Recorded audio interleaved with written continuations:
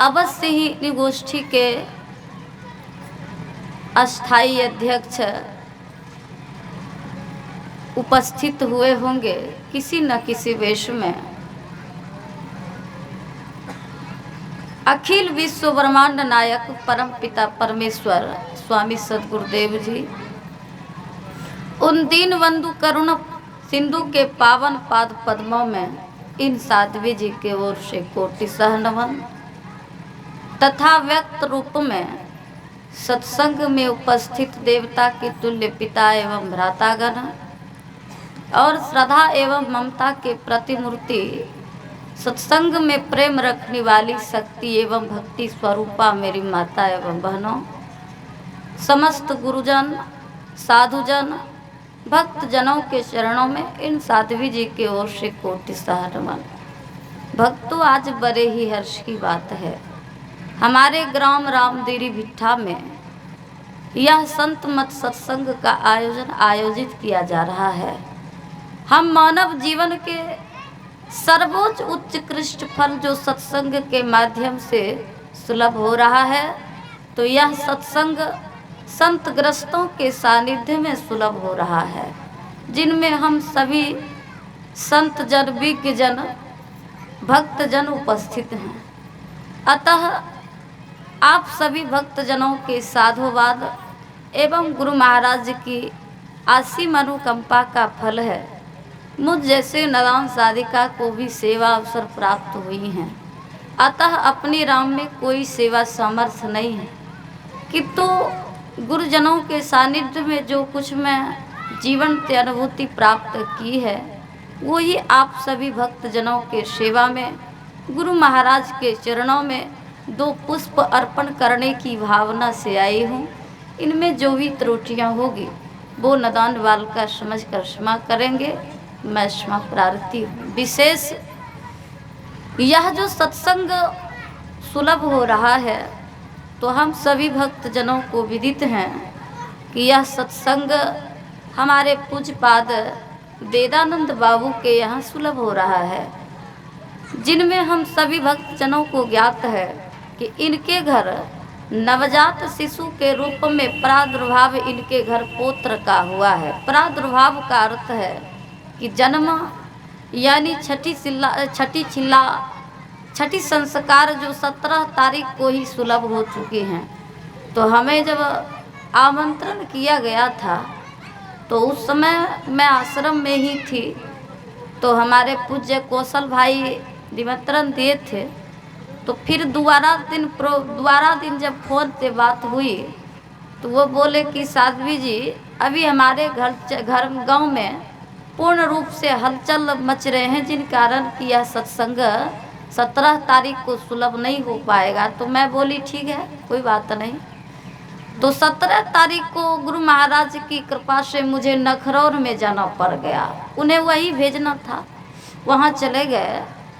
फिर 24 तारीख का प्रोग्राम लिए, तो 24 तारीख को भी बोले कि साध्वी जी बाजा में प्रॉब्लम है, शायद बाजा नहीं हो पाया होगा, तो जिसके कारण बोले कि 24 तारीख को भी रिटर्न कर दीजिए समय। बोली कोई बात नहीं।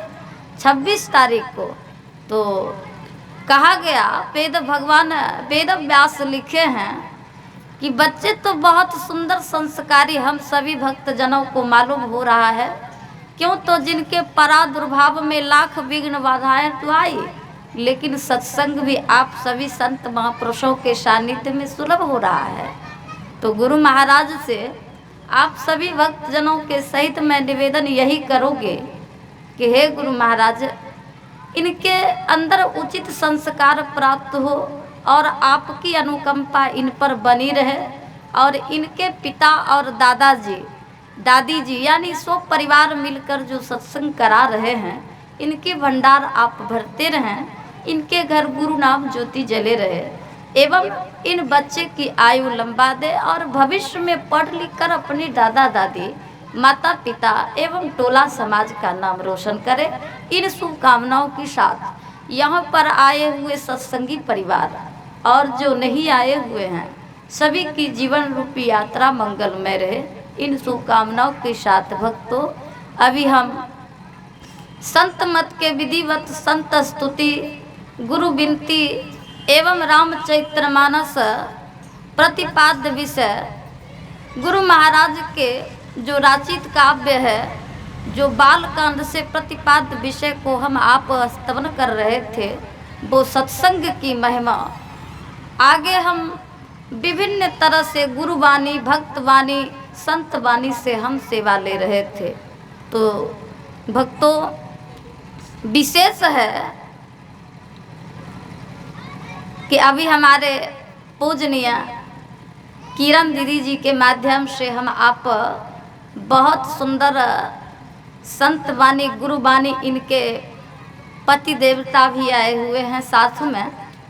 तो मैं इन दोनों दंपतियों के लिए भी गुरु महाराज से शुभकामना व्यक्त करूंगी कि दाम्पत्य जीवन बहुत खुशहाल जीवन होता है। इन्हीं दाम्पत्य जीवन में समय तो बहुत कम है, लेकिन संत मत के हिसाब किताब में हम सब हैं। तो आगे बहुत सुंदर इन्होंने मार्गदर्शन कराई कि जिन महाराज दशरथ के उपाख्यान को हम आप स्तवन कर रहे थे, तो महाराज दशरथ के एक जन्म के संस्कार नहीं था जो राम जैसे पुत्र इन्होंने प्राप्त किए। महाराज दशरथ कोई साधारण थे भी नहीं, वो ब्रह्मा जी के मानसिक सृष्टि से उनका सृष्टि हुआ, इसलिए उनका नाम पड़ा मनु। और उनकी जो धर्म पत्नी थी उनका नाम महारानी शत्रुपा। तो महारानी शत्रुपा महाराज मनु के साथ विभिन्न तरह से दाम्पत्य जीवन का आनंद लिए, मतलब संत ग्रस्त जीवन उनके थे, ब्रह्मा के पुत्र थे। लेकिन वो भी जीवन में जब हम आप सब पाप पुण्य से जीवन जब रहित हो जाता है, परमात्मा के आगे, अपने इष्ट गुरु के आगे जब हमारी विनम्र हमारे हृदय हो, हमारी विनम्रता से हृदय बढ़ आता है, तब भगवान के वास्तविक स्वरूप जो है हमारे हृदय में आता है। अब वही स्वरूप से हम आप जो भी कल्पना करते हैं सो पूरी होते हैं। तो वो कब होगा? जैसे उदाहरण है कि कागज सादा रहे तो कुछ भी आप चाहे किन्हीं का तस्वीर बना दें और चाहे कुछ लिख दें, तो लिखावट में और बनावट में दोनों में काम आ जाता है। अगर कागज सादा नहीं हुआ तो कोई काम नहीं होता है। इनका आशय यही है कि हमारे हृदय हम दंपति रहें, कि हम महात्मा बने, कि हम साधु सन्यासी बने, कि वानप्रस्थ बने, परमात्मा को उससे कोई लेना देना नहीं है। परमात्मा सिर्फ इतना जानते हैं कि बस सदा सेव्य मेरा कितना ये सत्संग में इनकी रुचि है, कितना ये सुनता और कितना मेरे कहे अनुकूल चलता है। तो सदा सेव्य श्रीमद् भागवती कथा अर्थात सत्संग हमें सदा सुनने योग्य है, सत्संग सदा करने योग्य है, सत्संग का फल सदा मिलने योग्य है। श्रीमद् भागवती कथा, इनका फल क्या होगा? यस्या श्रवण मात्रेण हरिश्चित्तम समाश्रियेत। जब बार बार एक ही चीज को ध्यान किया जाएगा, एक ही चीज को सुना जाएगा, एक ही चीज को गाया जाएगा, तो ऑटोमेटिक है, स्वाभाविक उनका रूप है कि आपके हृदय में वो चिपक जाएगा। तो जब हम संसार की सारी वातावरण को सुनते हैं, तो वो जब ध्यान में बैठते हैं, तो वो ही कभी बच्चे को देखते, कभी पुत्र को देखते, कभी पत्नी, कभी पति को देखते हैं। तो ठीक जो परमात्मा के बारे में बार बार सुनेंगे, बार बार समझेंगे, बार बार वही करेंगे, तो क्या वो परमात्मा का वास्तविक स्वरूप हमारे हृदय भवन में नहीं प्रतिष्ठित होंगे? और जब हृदय में प्रतिष्ठित हो जाएंगे तो फिर वो भगवान कहीं भी हम अन्यत्र ढूंढने से नहीं मिलेंगे। वस्तुतः हमारे हृदय में जब वो परमात्मा की प्रति सद्भावनाएं होगी, वो परमात्मा हम जहाँ भी रहेंगे वो परमात्मा हमें दर्शन देंगे। तो उनका आशय, उनका तुष्टि कौन करते? तो आप प्रतिपाद्य विषय को सुन पा रहे थे। सुनि समझहि जन मुदित मन जहि अति अनुराग, लहि चारि फल यछत तनु, साधु समाज प्रयाग। गोस्वामी तुलसीदास जी लिखे, सुनि समझहि जन मुदित मन, जो अनुराग भाव से सत्संग सुनेंगे, जो इन पर चलेंगे, जो सोच विचार कर ये करेंगे, तो इस शरीर रहते हुए शरीर में किसी तरह की क्षति न पहुँचे, ये फल चार अर्थ धर्म काम मोक्ष प्राप्त हो जाता। लेकिन भक्तों, बड़ी विडंबना की बात है। अछत तनु का अर्थ पर अगर हम सोचें तो शरीर का मेरा बाल भी पक जाता, सर का दांत भी टूट जाता, हाथ भी कमर भी झुक जाते, हाथ भी टूट जाता, पैर भी टूट जाता, सब तरह से हमारी क्षति में पहुँच, हमारे शरीर में क्षति हो जाता। लेकिन यह चार फल प्राप्त नहीं हो पाता। चार फल में हम काम के सहयोग से पुत्र पुत्री संसार के सारे धन वैभव तो अर्जित कर लेते हैं। धर्म भी कुछ न कुछ हो ही रहा है हमारे जीवन में। कभी दुर्गा माँ को धूप अगरबत्ती 2 चढ़ा दिए, कभी काली माँ को चढ़ा दिए, कभी अन्य देवी देवता को चढ़ा दिए, लेकिन वो धर्म का फल हमारे जो अंतिम मुक्ति है वो मुक्ति नहीं मिल पाता है। अर्थ भी प्राप्त हो जाता, अर्थ का मतलब संपत्ति है। तो मुक्ति जब तक हम सच्चे सद्गुरु के सानिध्य नहीं प्राप्त होगा हमारे जीवन में, जब तक उनसे दीक्षा लेकर हम भजन न करेंगे, तब तक हमारी मुक्ति नहीं हमें प्राप्त होगी। साध्वी जी मुक्ति लेकर क्या करेंगे? मुक्ति का अर्थ ये है कि जिस विषय वासना मलिन के लिए, मलिनता के लिए हम तमाम ध्यान करते हैं, सत्संग करते हैं, भजन करते हैं, हमारे शरीर में सभी तरह का क्षति पहुंच रहा है, लेकिन इनका फल नहीं मिल पा रहा है। क्यों? तो हम सत्संग खूब करते हैं, हमारे ऊपर सत्संग का रंग नहीं चढ़ता है। इसका उदाहरण क्या है? पूज्य दादू दयाल जी महाराज बड़ा सुंदर अपनी भाव में लिखे कि चंदन सदगुरु बाबना लिपटी रहत भुजंग, दादू बिछारे नहीं कोटि करो सत्संग। चंदन के वृक्ष में जब तक सर्प लटका रहता है तब उन्हें सुख बहुत प्राप्त होता, लगता है कि हमारे जैसे संसार में कोई सुखी नहीं है। और जब वो ही चंदन से वृक्ष अलग सर्प हो जाता है तो दुख महसूस होता है।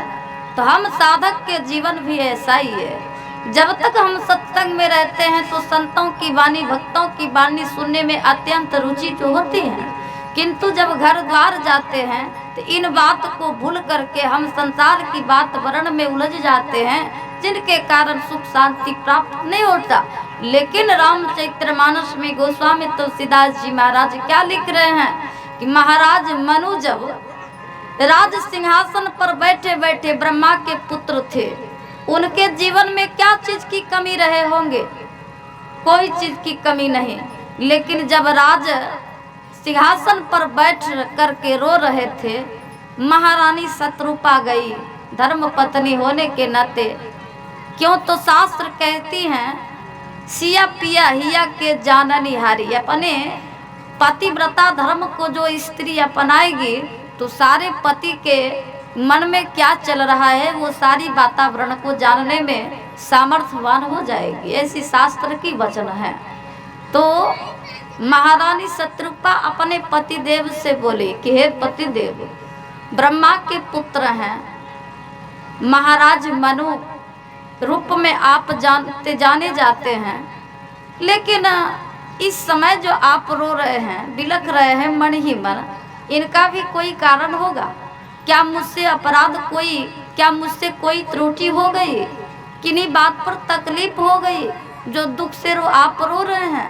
तो महाराज मनु बोले कि देवी तुमसे कोई तकलीफ नहीं है, न राज से कोई तकलीफ है, न प्रजा की बात हमें तकलीफ पहुंचाती है। सिर्फ दुख इस बात के हैं कि जिस धन, जिस संपत्ति, जिस बाल बच्चे, वो प्रारब्ध में जो लिखा था वो तो प्राप्त हो गया, लेकिन जिसके लिए यह शरीर प्राप्त हुआ था वो ही मुझसे नहीं हो पा रहा।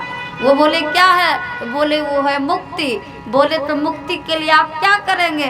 तब महाराज मनु बोले, भवन बसत भा चौथीपन, हृदय बहुत दुख लाग, जन्म गय हो हरि भजन बिना, होय न विषय बैराग। हे देवी, दुख इस बात की है, भजन करने के लिए मनुष्य का शरीर मिला था, लेकिन चारों पन रहते रहते ये राजभवन में हृदय में बहुत पीड़ा, बहुत दुख होता है कि भजन छोड़ करके हम माया में उलझे हुए हैं। तब महारानी शत्रुपा बोली कि घबराने की कोई बात नहीं पतिदेव, हम आप दोनों पति पत्नी दंपत्य जीवन रह करके भजन करेंगे। जैसे आज पूजनीय किरण देवी और हमारे इनके पतिदेव का स्वभाव बहुत अच्छा लगा, दंपत्य होते भी इनका जीवन कुछ अलग क्वालिटी में आए। तो आइए, महाराज मनु, महारानी शत्रुपा अपने पति पत्नी दोनों मिल करके क्या किए? बरबस राज सुतहि तब दिन, बरबस राज सुतहि तब दिन, बरबस राज सुतहि तब दिन, बरबस राज सुतहि तब दिन, नारी समेत गवन वन किन्हा, नारी समेत गवन वन। महाराज मनु अपने पुत्र को न चाहते हुए उत्थानपाद को क्या किए? राजा बना दिए। ऑटोमेटिक है कि जो बाल बच्चे के ऊपर गार्जियन नहीं रहेंगे ना, तो बाल बच्चे बड़ा से बड़ा गलती कर सकता है। बरबस राज सुतहि तब दिन, हम सभी भक्त जनों को तो विदित हैं कि उत्थानपाद प्रियव्रत दो पुत्र थे, देवहूति, आकुति, प्रसूति, 3 पुत्री थी। तो उत्थानपाद को राजा बना दिए। तब न मनमानी करने लग गया। महाराज मनु भजन करने गए, इधर 2 सूने में 2 पत्नियां कर रखी, सुरुचि और सुनीति। जिनके ऊपर गार्जियन नहीं रहेगा तो बच्चा तो ये करेगा। तभी एक बात है कि गार्जियन तो सभी दिन सार समार हमारा कर नहीं सकता है, जब तक शरीर में आप रहेंगे तभी तक तो करेंगे। लेकिन हाँ, अभी हमारी पूजनीय दीदी जी कह रही थी कि बच्चे को गर्भाधान संस्कार जब होता है, अथवा आप कोहट की बात को सुन रहे थे, जिन्हें आप कोहर सी कह रहे थे, इनका 2 नाम है। ये कहलगांव के निवासी हैं।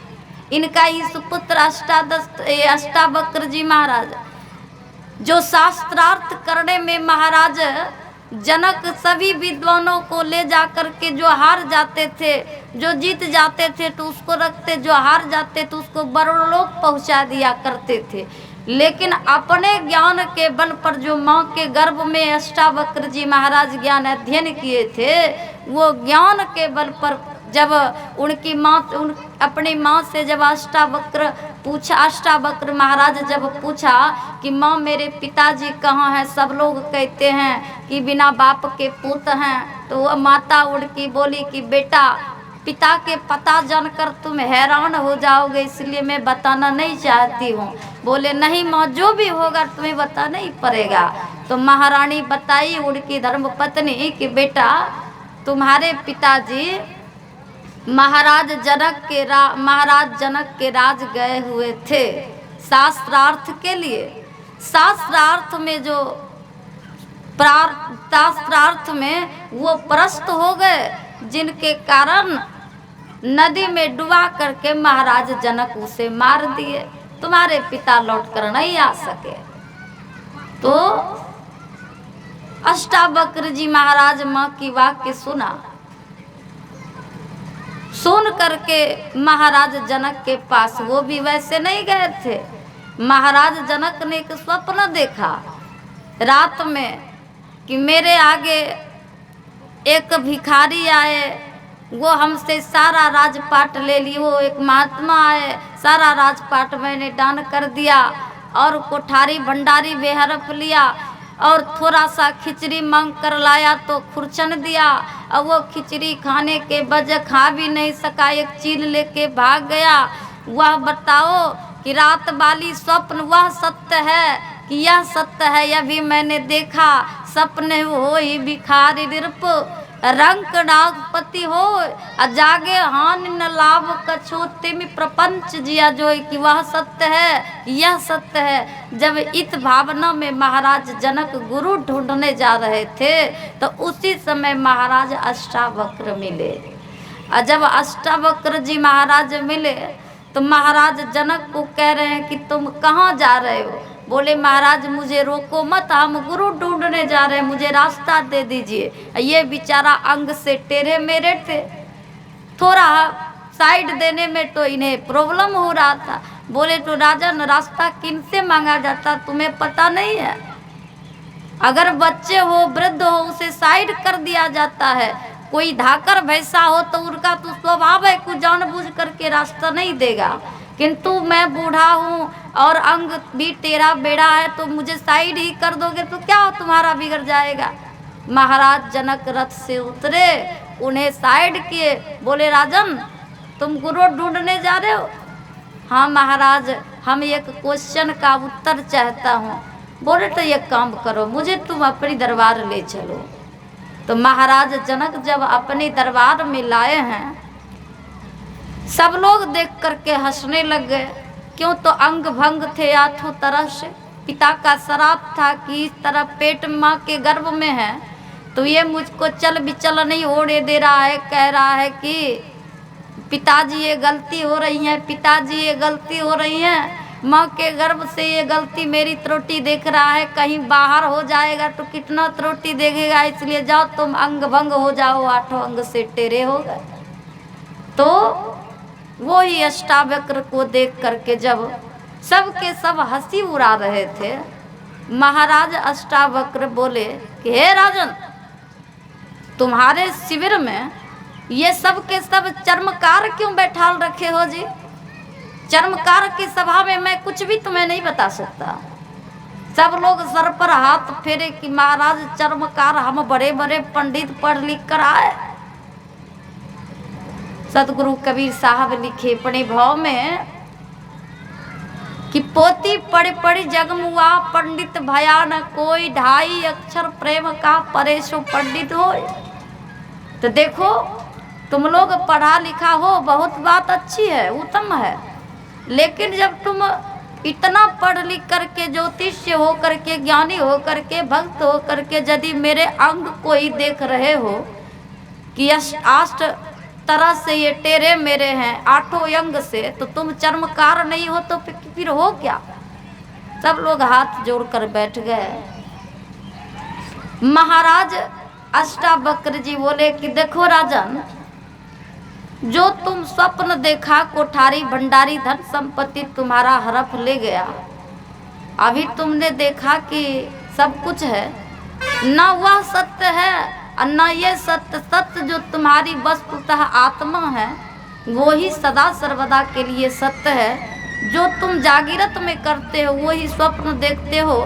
स्वप्न सुसुप्ति जागृत ये अलग अलग अवस्थाएं में जब तुम्हारी आत्मा चली जाती है जीवात्मा, तब अलग अलग विभाग से स्वप्न देखने लगते हो।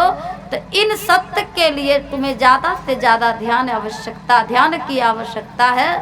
तो राजा जनक से फिर पूछा कि सुनो, तुम्हारा क्वेश्चन का तो मैं उत्तर दे दिया, मेरे पिताजी कहाँ? तुम्हारे ही सभा में आए हुए थे।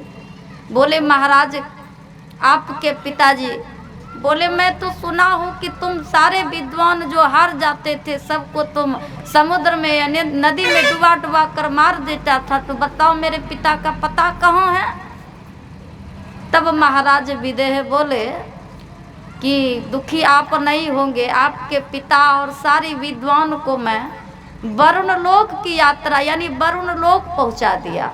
बोले तो सबको ऊपर करो, अन्यथा तुम्हें ही हम नदी में अब प्रवेश करेंगे और तुम्हें ही वहां पहुंचा देंगे।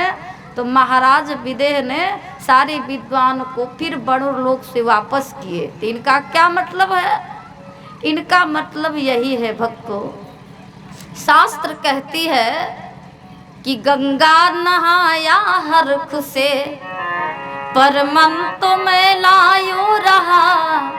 गंगा नहाया हर्ख से पर मन तो मैलायो रहा। मैल मन धोया नहीं गंगा नहाया क्या हुआ। खाया नमक निज सेठ का सेवा से जो मुख फेरता। नौकर नहीं वह चोर है खाया नमक तो क्या हुआ। पित मात मन भाया नहीं लायक हुआ तो क्या हुआ। शास्त्र कहते हैं कि हम मनुष्य हैं, बड़ा प्रेम से जाते गंगा यमुना तीर्थ में, कितना सुंदर से अनुराग भाव से गंगा में स्नान करते हैं। तो गंगा से क्या होता? गंगा स्नान से हमारे शरीर का मल भले ही धुल जाता, लेकिन मैल मन धोया नहीं गंगा नहाया क्या हुआ। मन का अगर मैल हमारा साफ नहीं हुआ तो गंगा यमुना सारी तीर्थों में जाकर भी हमें कोई लाभ नहीं। आगे हमारे ऊपर 4 जनों की ऋण रहता है। सर्वप्रथम जब हम जन्म लेते हैं तो परमात्मा से निवेदन करते हैं कि हे परमात्मा, ये गर्भगृह में माँ के गर्भ में बहुत दुख होता है, इससे बाहर कीजिए। क्या कहते हैं? अंधकूपेन स्नेह पासेन वद्धः पंगुरम सठम कर्मणा पतितो नूनम मम उदारम दयानिधि। हे परमात्मा, एक दिन की दुख भला इधर से माँ जो भोजन करती है, चाहे भला बुरा मांस मछली अंडा बैजा जो भी खाती है, एक तो हम जीव को स्वाद लेना पड़ता माँ के गर्भ में, वो दुख होता है। दूसरे में विष्ठा का गंध लेना पड़ता। तीसरे में तरह तरह का कीटाणु काटता है और दरवाजा बंद रहता है। उस समय हम परमात्मा से यही कहते कि हे परमात्मा, ये 9 माह रूपी गृह से मुझे गर्भगृह से बाहर कर दीजिए। भगवान कहते हैं क्यों? तो यहाँ दुख होता है। अंधकूपेन स्नेह पासेन, अंध कुआं में जैसे जीव उबता है ना लोग, वैसे हम माँ के गर्भ में औना पौना की रहते, दुख होता सब तरह से। अब परमात्मा कहते इनके बदले में तुम क्या दोगे? उस समय हम करार कर लेते हैं कि हे परमात्मा, कर्मणो पतितो नूनम मम उदारम दयानिधि। आप तो हमारे ऊपर माता पिता हैं, आपका तो कर्तव्य है कि बाहर कर दीजिए। देखिए उस समय भी थोड़ा थोड़ा बेईमानी मुझ में। कर्मणो पतितो नूनम, आपका कर्म नहीं है मुझे बाहर करना। तो अच्छा ठीक है, बाहर कर देंगे, तुम करोगे क्या? तो हे प्रभु, आपका भजन करेंगे, आपका ध्यान करेंगे, आपका सुमरण करेंगे। भगवान बाहर कर देते हैं, बाहर कर देते हैं। और जब हम जीव बाहर में आ जाते हैं तो मृता मोहमयी माता जातो बोधमया सुता।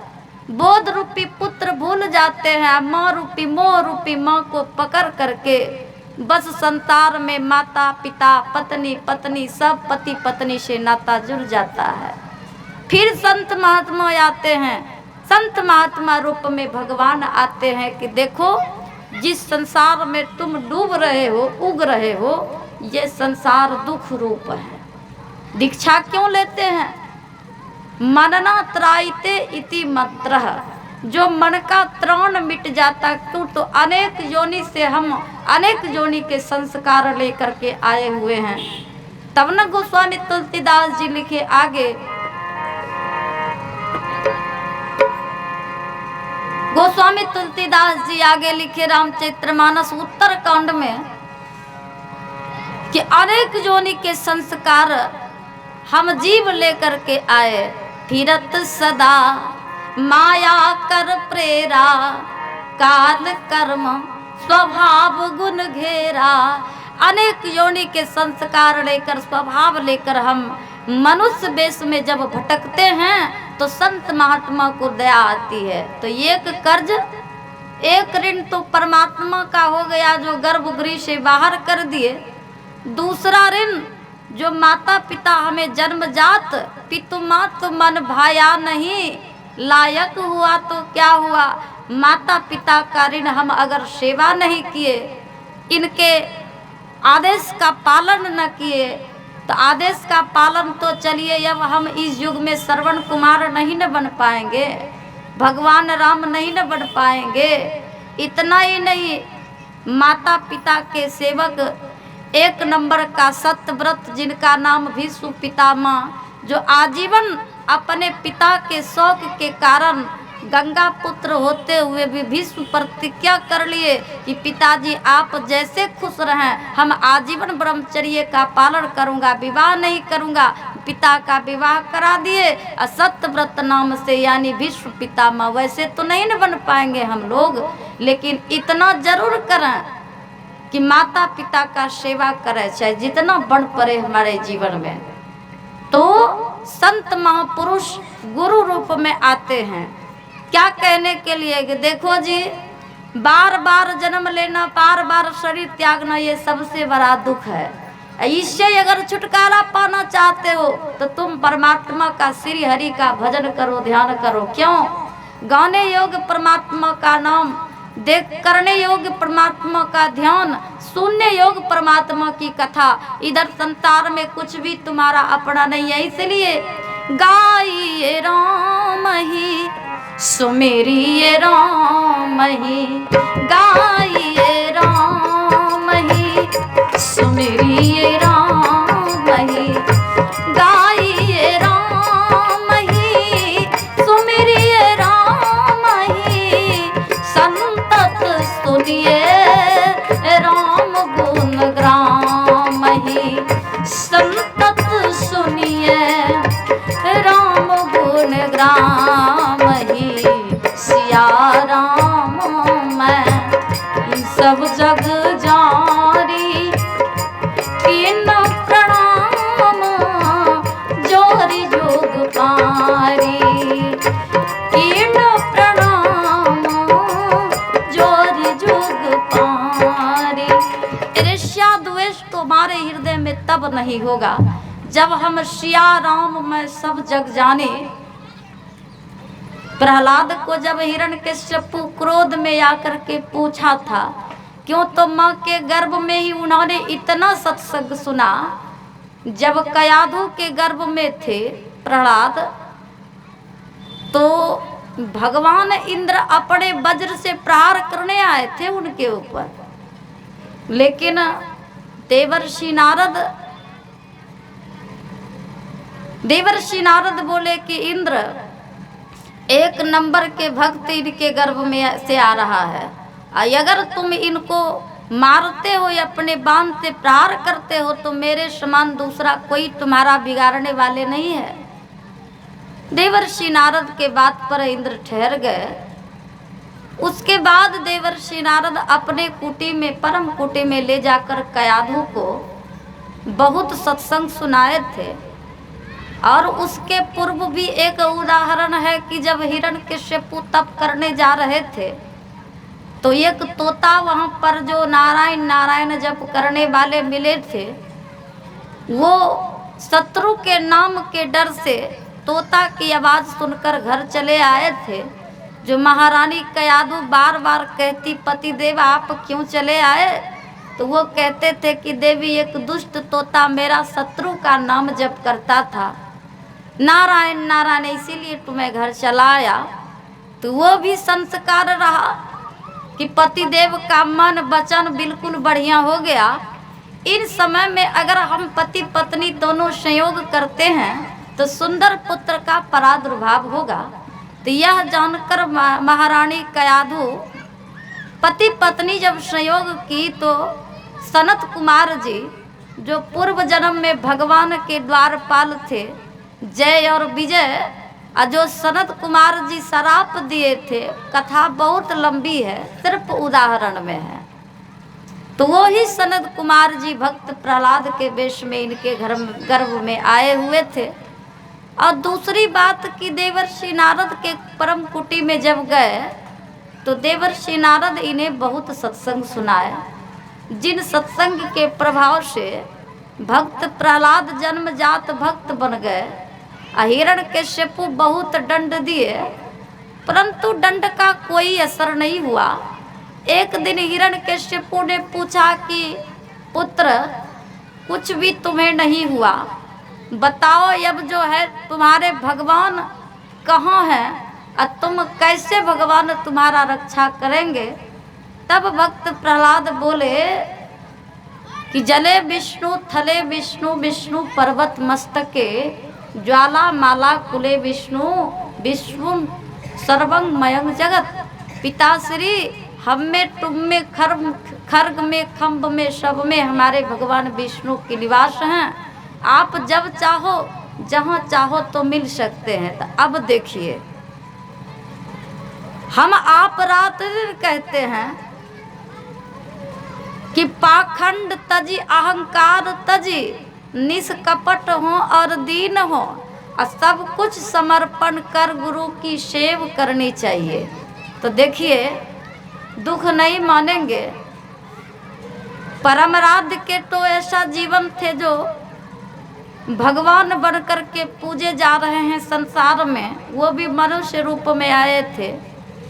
उनकी अभी पूजा हो रही है, लेकिन अपने अपने हृदय पर हाथ रख कर के हम बोलें तो सदगुरु कबीर साहब की लेखनी सत्य होगी क्या। उन्होंने जो लिखा कि मानव मानव सब कहे मानव में कछु भेद, कोई ना मानव देवता कोई मानव प्रेत। तो ईमानदार से बोलिए सब गुरु महाराज बन जाएंगे क्या। गुरु महाराज के ऐसे कर्तव्य थे, उनकी पूजा हो रही है। आज हम आप कम से कम मनुष्य भी बढ़ेंगे तब ना हम भी प्रमोशन चाहते हैं कि मेरे माता पिता मेरा पुत्र मुझे सेवा करे। तो महाराज मनु एक जन्म में पश्चाताप हुआ, घर त्याग करके दोनों पति पत्नी भजन किए। भगवान विष्णु वचन दिए कि दूसरा जन्म में फिर इस जन्म में आप वैकुंठ अधिपति बढ़कर के राजा बनिए, राज कीजिए। फिर ये जन्म में जब देह त्याग होगा तो अयोध्या में आपका जन्म होगा। 5 ज्ञान इंद्रिय 5 कर्म इंद्रिय इन्हें बस में करके जब एक मन से आप मेरी चिंतन करेंगे तब हम आपके घर में जन्म लेंगे। राम लक्ष्मण भरत शत्रुघ्न वो ही भगवान विष्णु वचन सत्य किए, महाराज दशरथ के घर आए। वो भी कैसे आए, आप सभी को भक्तों को तो विदित है कि महाराज दशरथ गुरु जैसे दीक्षा ले लिए थे, लेकिन दीक्षा लेकर के सो गए थे। जैसे हम लोग कहते हैं ना कि गुरु महाराज से दीक्षा ले ही लिए हैं, ध्यान नहीं भी करेंगे तो काम चलिए जाएगा किसी तरह से। हमारी भूल है ये सब। महाराज दशरथ दीक्षा ले लिए थे कुल गुरु महाराज महर्षि वशिष्ठ बड़ी से, लेकिन दीक्षा का सदप्रयोग नहीं करते थे। तो एक दिन क्या हो गया कि महाराज दशरथ बन गए थे शिकार खेलने के लिए। अब महारानी अरुणधति अपने पुत्र यानी शक्ति को पोता को खिला रही थी और चुट्टी काट काट करके रुला रही थी। और जब चुट्टी काट करके रुला रही थी तो महाराज दशरथ भी आकर के रोने लगे कि माँ ये बालक क्यों रो रहा है। और तब महाराज दशरथ से बोली कि देखो बांझ की जान प्रसव के पीड़ा, तुम तो जन्मजात बांझ हो, इनके पीड़ा क्या समझोगे, अरे जाओ जाओ अपना काम करो। तब महाराज दशरथ बोले कि बताओ हम इन्हें खिलाना ला करके दे सकता हूँ, क्यों रो रहा है। तब महारानी अरुणधति बोली कि तुम्हारे पास पुत्र नहीं है। इनका मंतव्य यही है कि दादी माँ अभी दादा श्री तो महाराज दशरथ के गुरु हैं, अब मैं किसका गुरु बनूंगा, पता है तुम्हें। क्या बोल रहा है, बोले हाँ मुझे तो पुत्र होना चाहिए। तो बोले देखो गुरुजी तुम्हारे सुंदर मुहूर्त में है, शुभ आशीष वचन देंगे, जो युक्ति बताए हुए हैं उनको पालन करोगे। तब महाराज दशरथ गुरु गृह गए, तुरंत महिपाला। बहुत जल्दी गए और बहुत बार बार विनय किए, याचना किए। गुरु जी आशीष वचन दिए, धरहु धीर होई है सुतचारी, त्रिभुवन विदित भगत व्यहारी। आशीष वचन दिए, पुत्र कामिष्ट यज्ञ किए, अग्निदेव प्रकट भय, चरु प्रदान किए, तीनों रानियों में बांटा गया। कथा तो बहुत सरल है, लेकिन सीधी सी इनकी अर्थ है कि हमारे 5 ज्ञान इंद्रिय, 5 कर्म इंद्रिय जब हम बस करके एक मन को ईश्वर चिंतन में लगा देंगे तो हमारे घर ज्ञान स्वरूप राम, वैराग्य स्वरूप लक्ष्मण, जगत जननी भक्ति स्वरूपा महारानी भक्ति श्रीमती महारानी जानकी हमारी हृदय में प्रतिष्ठित होगी। फिर हमारा जीवन कैसा बढ़ेगा, हम भी महाराज दशरथ की तरह हो जाएंगे। भगवान राम जन्म लिए, और जब जन्म लिए तो कैसे प्रजा को खुश किए। गोस्वामी बाबा लिखे, बाल चरित्र हरि बहु विधि किन्हा, बाल चरित्र हरि बहु विधि किन्हा, बाल चरित्र हरि बहु विधि किन्हा, बाल चरित्र हरि बहु विधि किन्हा, अति आनंद दास कर दिन्हा, अति आनंद दास कर दिन्हा।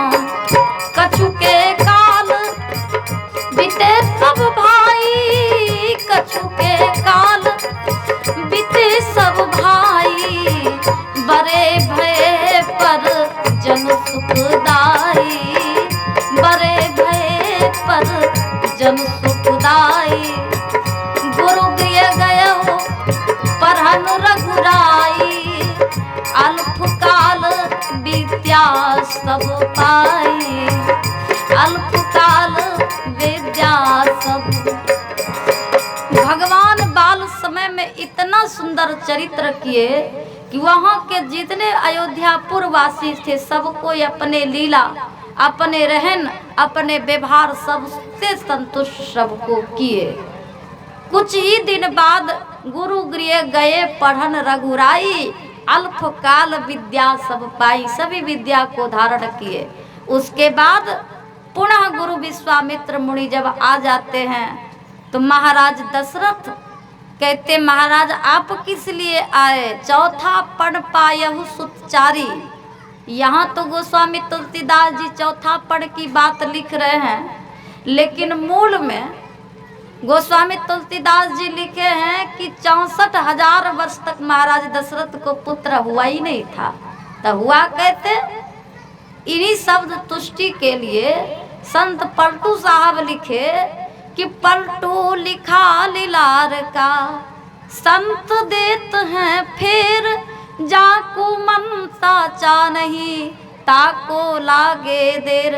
क्यों नहीं हुआ था, तो गुरु के वचन को सर में, गुरु के वचन को सर पर नहीं धारण किए, न हृदय में धारण किए, न गुरु को सर पर धारण किए थे, जिनके कारण पुत्र अभी तक नहीं हुआ था। लेकिन धन्य महाराज दशरथ जब गुरु की बताए युक्ति को पालन किए और पुत्र कामिष्ट यज्ञ किए, उनके घर 4 पुत्र राम लक्ष्मण भरत शत्रुघ्न आए। उसके बाद जब आपके घर ज्ञान आएगा, वैराग्य होगा, श्रीमती भक्ति होगी, तब न महात्माओं का आना जाना होगा। तो देवर्षि नारद जैसे संत नाचने आए, शैल पिया सुध बुध सब भूले, हो के मंगन दशरथ गृह डोले, नाचे ले दशरथ अगनमा, अवध में बाजे बजरमा। अवध का क्या अर्थ है कि हम किन्हीं जीव को बद्ध न करें। तो रात दिन हम सत्संग करते हैं, और सत्संगिये को 2-4 गो बेटवा माछ मछली खूब खाता है, वो अवध हो गया। किनका हृदय अवध होगा। जहाँ राम तहाँ अवध निवास। अयोध्या कांड में लिखे गोस्वामी जी कि जहाँ राम जी रहते हैं, अर्थात जहाँ सत्संग भजन उड़ी का नाम अवध है। तो अवध हमारे हृदय है। इष्ट हमारे गुरु महाराज हैं। तो अवध कब होगा, जब किन्हीं व्यक्ति को हम वध नहीं करेंगे तब ना। लेकिन रात दिन पाठा खसी इतना सत्संग भजन तो हो ही रहा है, फिर भी तो वध हो रहा है। कहने का मतलब भक्तों ये है कि भगवान राम जन्म लिए, अच्छा कर्तव्य किए, उनके यहाँ महात्मा का आना जाना लग गया। गुरु विश्वामित्र मुनि आए, भगवान राम से महाराज दशरथ से मांगने लग गए कि राम लक्ष्मण को दान करो। तो महाराज दशरथ शॉर्ट शब्दों में बोले कि चौथा पण पायहु सुतचारी, अब विप्र कहहु कछु बचन विचारी। चारों पुत्र मोहि राम देत नहीं बने गुसाई। पुत्र तो चारों प्रिय है, लेकिन राम को देने में बनेगा नहीं। महाराज को छोड़कर महारानी कौशल्या की भवन गए। महारानी कौशल्या से बोले कि देखी देवी, अपने पुत्र योग्यता के लिए तुम आगे बढ़ो, अन्यथा तुम्हारे घर में सुंदर सुंदर बहुएं कौन देंगी सेवा करने के लिए। विश्वामित्र बहु विधि समझावा, बहू का विधि लेकर समझाए कि इधर से 2 दोगे, उधर से 4 आएगा। महारानी कौशल्या महाराज दशरथ राम लक्ष्मण को दान किए। गुरु जी के आश्रम गए। विश्वामित्र महामुनि ज्ञानी, बसई विपिन शुभ आश्रम जानी। तुम मुनि पिता और नहीं को। हे महाराज, आप पिता माता सब तरह का प्यार देंगे, क्यों तो मेरा राम बालक है। भगवान राम उनके यहाँ गए। सब मुनि लोग दुखी हो रहे थे। गादि तनय मन चिंता व्यापी, बिनु हरि मरे न निश्चर पापी। क्यों दुखी हो रहे थे? आप लोग खिलाते हैं, मेहमान का कितना दिन स्वागत करते हैं? सिर्फ एक रात।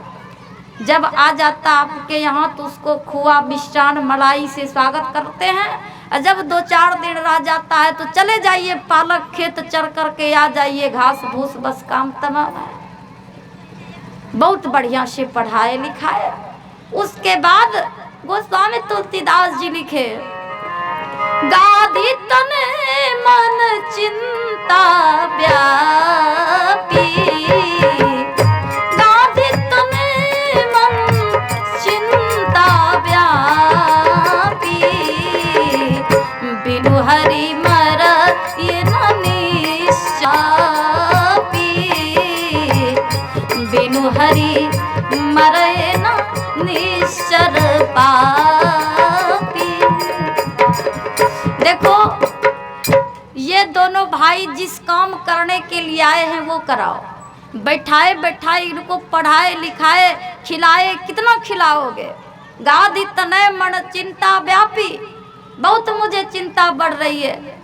विष्णु रूपी में यही बालक वचन दिया था कि हम संसार में इसलिए आता हूँ, यदा यदा ही धर्मस्य ग्लानिर्भवति भारतः अभ्युत्थानम अधर्मस्य तदा आत्मानं सृजामहि। जब जब धर्म की गलानी होती तब मैं संसार में आता हूँ। परित्राणाय साधूनाम विनाशाय च दुष्कृतम, धर्म संस्थापनार्थम सब भवानी युगे युगे। धर्म संस्थापना के लिए मैं आता हूँ। तो देखो ये धर्म संस्थापना कर रहा है, बैठा बैठाए खिलाते हो, इससे कोई काम लो। विश्वामित्र मुनि बोले घबराइए मत महाराज, क्या करवाना चाहिए इनसे? बोले तो सुनो, यज्ञ करो। सब महात्मा लोग यज्ञ करने लग गए। भगवान राम लक्ष्मण पहाड़दारी करने लग गए। उन्हीं में तारिकासुर नाम का एक दैत्य था जो बार बार यज्ञ भ्रष्ट करता था। एक दिन भगवान राम के पाले पड़ गए। भगवान राम के बारे में गोस्वामी तुलसीदास जी क्या लिखे कि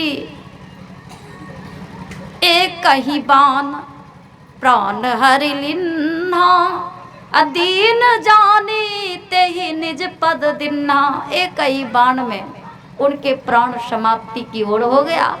लेकिन उनका मंतव्य था कि हे प्रभु, अयोध्या जैसे राज में 14 वर्ष तक करूं।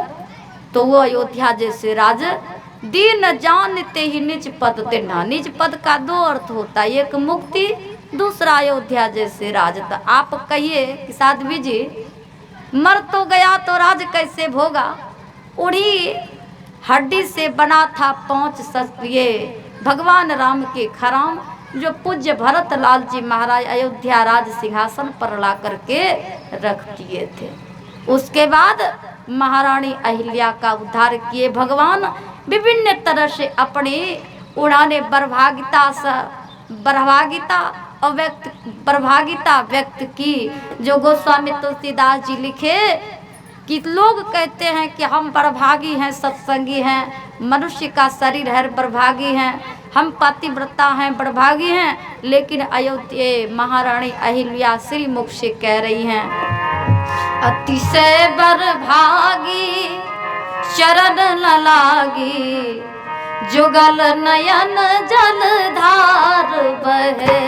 अतिशय बड़भागी शरण न लागी, जुगल नयन जलधार बहे। मुड़ी श्राप जो दिन्नो, अति भल किन्नो, परम अनुग्रह में माना। मुनि श्राप जो दिन्नो, अति भल किन्नो, परम अनुग्रह में माना। महारानी अहिल्या का उद्धार किए। महारानी अहिल्या अपने पति का बर्पण करते हुए पति लोक को सिधार गई। भगवान राम गुरु जी के सेवा किए, लगे चरण चापन दो भाई, बहुत तरह से सेवा किए। और भगवान राम जनकपुर गए, सीता से नाता जोड़े अयोध्या आए। उसके बाद माता पिता का सेवा पुनः 12 वर्ष तक किए। तो हम आप भी प्रतिपाद्य विषय सत्संग का सुन रहे थे। भक्त के चरित्र अब हम आप स्तवन करें। तो सत्संग के बारे में गोस्वामी तुलसीदास जी लिखे कि संसार में जिसको भी लाभ हुआ है, तो ये बच्चे 2 डेट तो फेल किया, तीसरा डेट में आज आप तभी साधु पुरुषों के शिविर में यह सत्संग सुलभ हुआ। कैसे हुआ? तो वेद व्यास इन्हीं पंक्ति को लिखे कि भाग्य उदेन बहु जन्म समर्जितेना, सत्संगमम चोलवते पुरुषो यदा वही, अज्ञान हेतु कृत मोह मदांतकारम तद्यो विनाश। अज्ञान को विनाश करते भगवान, तद्यो उदय विवेक। तो ये सत्संग कब मिलता है जीवन में? जब बहुत जन्म का भाग्य उदय होता है, अर्थात सोया हुआ भाग्य जगता है और पुण्य का उदय होता है, तब जीवन में सत्संग होता है। सत्संग का लाभ क्या होता, जो आप सुन ही लिए, अर्थ धर्म काम मोक्ष। तो अंतिम जीवन में जिसको जिसको लाभ हुआ, तो आगे गोस्वामी तुलसीदास जी लिखे कि मंजन बड़े भाग मंजन फल देखिए तत्काला, मंजन फल देखिए तत्काला, मंजन फल देखिए तत्काला, काक होए पिक बकौ मराला, काक होए पिक बकौ मराला। सत सुध रही सत्संगति पाई, सत सुध रही सत्संगति पाई, पारसु परसु उधातु सुहाई, पारसु परसु उधातु सुहाई। सो जानव जलचर थलचर नवचर नाना, जो जर चेतन जीव जहाना। नाद बाल्मीकि नारद घट योनि, निज निज मुखन कहे निज होनी।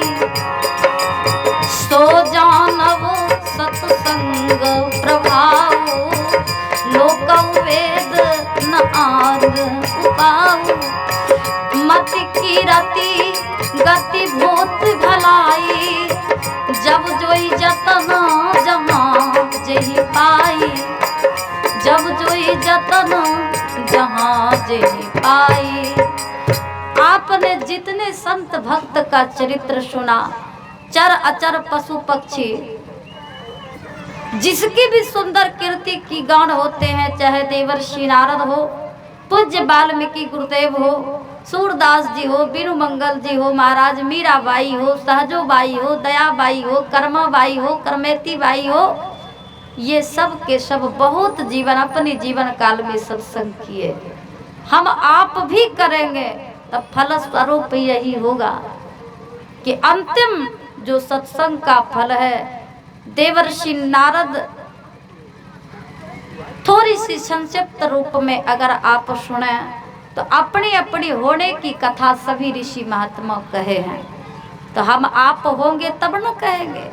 तत्काल फल तो देखने में यही मिलता कि सत्संग में कागा भी हंस हो जाता, अर्थात कुसंग व्यक्ति भी अगर सुंदर व्यक्ति के संग यानी साधु व्यक्ति के संग करता तो वो उन पे ऊपर भी सुंदर गुण आ जाता।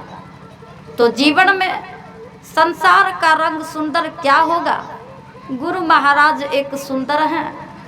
मैं निवेदन यही करूंगी कि संग बड़े बड़े महात्माओं की भी साथ करने से व्यक्ति शारीरिक संबंध यानी शारीरिक साथ लेने से चोर उचक्के हो जाते हैं, किंतु जो अपने बड़े जनों का गुरुजनों का जीवन में गुण धारण कर लेते हैं वो व्यक्ति सठ शुद्ध रही सत्संगति पाई। अब पारस परस उधातु सुहाई, पारस मणि पत्थर हीरा भी ये सोना भी अर्थात लोहा भी टकरा जाने से जैसे हीरा जवाहरात के समान हो जाता है, वैसे सुंदर संत का सानिध्य होता ऐसा है। क्या उदाहरण है? देवर्षि नारद एक नंबर में उपवरण नाम का गंधर्व था, देखने में अपूर्व सुंदर। जब भगवान लीला समाप्त कर के धाम वृंदावन से चले गए, सभी महात्मा निर्णय कर लिए कि भगवान का लीला बहुत दिन देखना हो गया, भगवान चले गए तो भगवत लीला ही की जाए। तो उसी भगवत लीला में किसी को ललिता का रोल दिया गया, किसी को विशाखा का रोल दिया गया, किसी को राधा का रोल दिया गया, किसी को कृष्ण का तो कृष्ण का रोल दिया गया था। उपवरण नाम का गंधर्व था। लेकिन इनके मृत लोक में एक प्रेमिका रहती थी। प्रेमिका से हकीकत में रोल जैसे मनुष्य ओछे व्यवहार करते हैं, गिरा कर्म करता है, वो कर्म के कारण नरक में जीव भेज दिया जाता। रैदास कर्म के कारण परे कोच महिमा घटे समुद्र के, महिमा घटी समुद्र के रावण बसे परोस।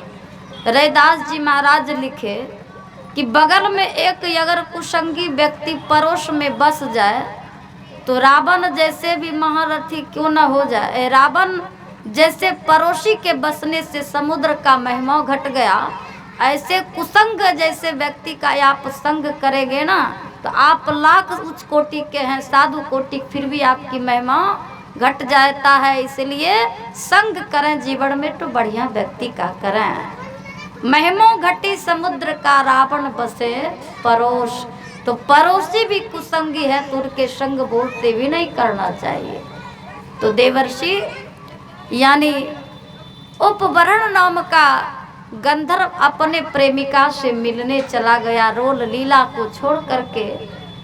तो सभी महात्मा कुपित होकर के उसे श्राप दे दिए कि मूर्ख, भगवत लीला में तुम्हें प्रतिष्ठित किया गया था, इज्जत के साथ दिया गया था कि रोल अच्छा तुम निभाएगा, लेकिन तुम मनुष्य के तरह गया बीता व्यवहार किया। जब तुम दासी पुत्र से, दासी कोख से तुम्हारा जन्म होगा, वो ही देवर्षि यानी उपवरण दूसरा जन्म में दासी के गर्भ से उनका जन्म हुआ। संभवतः भक्ति रूपी संस्कार थी, भक्ति बीज नहीं दिन से। जो जुग जाइए अनंत उच्च नीच घर जन्म ले तो भी संत का संत। चातुर्मासा के लिए महात्मा आए हुए थे। उनमें उनकी माँ सेवा में हाथ बटाती थी, वो भी सेवा करता था। माँ भोजन बनाती थी, बेटा पत्तल साफ करता। लेकिन उच्चिष्ट प्रसाद की बहुत महत्व है। उच्चिष्ट का मतलब होता है कि महात्मा की जूठी प्रसाद की बहुत महिमा है। शीत प्रसाद जो दासी पुत्र लिया करते थे, वो ही शीत प्रसाद की महिमा आज है। देवर्षि नारद को महात्मा ने दीक्षा दिए, भजन करने लग गए। मन इच्छा हुआ कि गुरुजी माँ अगर मर जाती तो मैं महात्मा ही तो बन जाता, भजन करता। कल्पना की तो भगवान का नाम तो वो है चिंता मणिर लोक सुखम स्वरुद्रु स्वर्ग संप्रदम परियक्षतो गुरु प्रीतो वैकुंठम योगी दुर्लभम। जो जो कल्पना करेंगे सब पूरी हो जाती इनके नाम के माध्यम से। तो माँ कल्पना किए कि मेरी माँ मर जाती तो मैं भजन करता ईमानदारी से, तो माँ भी तक्षक के डंसने से उनकी माँ मर गई। और जब माँ मर गई तो कोई रोके नहीं, कोई टोके नहीं। मीरा गोविंद गोपाल गाने लगी, वो भजन करने लग गए। अब भजन में इतना मशहूर हो गए कि बिंदु नाद का इतना ध्यान किए कि थोड़ी सी बिंदु रूप में आए, पकड़ने के लिए ये दौड़ गया लेकिन पकड़ नहीं पाया। बोले बस अभी तुम भक्ति के मामले में बच्चे हो, इस जन्म में जब खूब करोगे अगले जन्म में तुम ब्रह्मा का पुत्र देवर्षि नारद बनोगे, घूम घूम करके धर्म का प्रसार करोगे। तो भक्तों वही तीसरा जन्म में ब्रह्मा का मानस पुत्र बड़ा दासी पुत्र से देवर्षि वाल्मीकि बारे में आप सुने। वो भी एक नंबर का हत्यारे डाकू थे, लेकिन वो ही देवर्षि नारद के संस्कार से एक नंबर का उल्टा नाम जपत जग जाना। वाल्मीकि भय ब्रह्म समाना, संसार से उलट करके परमात्मा को जान लिए, आज वो ब्रह्म के समान हो गए। तो किनके शरण जाना चाहिए? और तुम्हें कोई जान निहारे, विधि हरि शंभु न चावन हारे। जो जाना सो देहु जनाई, जानत तुम्हें हो जाई। जाने बिना नहीं भक्ति दिराई, जिमि खगेश जल के चिकनाई। जाने बिन नहीं होई प्रतीति, बिन प्रतीत होई नहीं प्रीति। कहने का आशय यही है कि जानकार पुरुष गुरु महाराज हैं, जो जानते हैं ब्रह्मा के बारे में, विष्णु के बारे में, जो सबको नचाते हैं। तो बस गुरु के सानिध्य में आ जाइए। मेरे कहने का मतलब है कि सत्संग एक बाहरी है, दूसरा ध्यान है। तो ध्यान ईमानदारी से करें, माता पिता की सेवा करें, भक्ति करें। ये अंतिम बंदा संत सरल चित, हित अनहित नहीं कोय। अंजुल गति जीव सुखद जिमी प्रपंच, यानी सम सुवंद करी। जो अंजुलि प्राप्त किए संत होते हैं, वो भेद और भाव किन्हीं का गलत सही नहीं देखते हैं। क्या देखते हैं? इनमें कितना गुण है, गुण से दोस्ती करते हैं। अगुण तुष्टि के लिए आया है कि संत हंस गति लहही पर परिहरि बारी विकार। जर चेतन गुण दोष महाविश्व कीर्ण करतार। जो संते गुणी, जो सच्चे गुणी होते हैं, वो गुण से दोस्ती करते हैं, अवगुण को छोड़ देते हैं। तो सच्चे गुणी एक गुरु महाराज हैं। बाकी संसार के लोग तो रूप के पुजारी हैं, गुण यानी धन के पुजारी हैं। इनसे क्या दोस्ती करना है? दोस्ती करना है तो परमात्मा से करना है। तो परमात्मा से दोस्ती का रास्ता क्या है? एक है विहंगम मार्ग, दूसरा है पिपील का मार्ग। पिपील का मार्ग है हमारे संत मत, विहंगम मार्ग है हमारे राम कृष्ण के जो भी साधक हैं। तो दोनों तरह का साधना है। तो साधन हम इस प्रकार से करें, पिपील का मार्ग चल करके, क्योंकि आगे हमारे जीवात्मा को कष्ट न पहुँचे। तो इसलिए भगवान की कृपा सब पर हो। तो आइए हम लोग ताली के साथ भजन गाएं। सदगुरु कबीर साहब बड़ा सुंदर अपने